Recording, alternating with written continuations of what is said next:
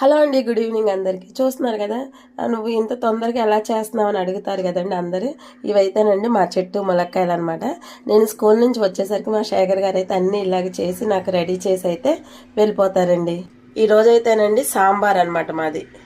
ఏదైనా అండి హెల్ప్ చేసుకునే విధానంలో ఇలాగ రెడీ చేసి వెళ్ళడం వల్లే నాకు తొందరగా పనులు అవుతాయండి. ఎవరైనా సరే మగాడి విజయం వెనకాల ఆడవాళ్ళు ఉంటారు అంటారు, కానీ అండి నా విజయం వెనకాల అయితే మా శేఖర్ గారు ఉన్నారనమాట. హెల్ప్ చేయడం వల్లే మనకి పని అవుతా ఉంటుందండి, లేకపోతే చాలా కష్టం కదా. చూస్తున్నారు కదండి మన చెట్టు ములక్కాయలు ఎన్ని ఉన్నాయో. సాయంత్రం పూట అండి వాళ్ళు భోజనం చేస్తే అడుగుతారనమాట, చాలా బాగున్నాయి అమ్మ ములక్కాయలు మాత్రం అమ్మ టేస్ట్. మరి అంతే కదండి, ఆర్గానిక్గా మనం తింటున్నాము, అలాగా ఒక 10 మందికి అయితే మనం పెట్టగలుగుతున్నాము అని అంటే ఎట్లాగే చెట్లు ఉండడం వల్లే కదండి. నేనైతేనండి ఇలా సాంబార్ కోసం అయితే మా ములక్కాయలు అయితే ఇప్పుడు బాగా దాస్తున్నానండి జాగ్రత్తగా.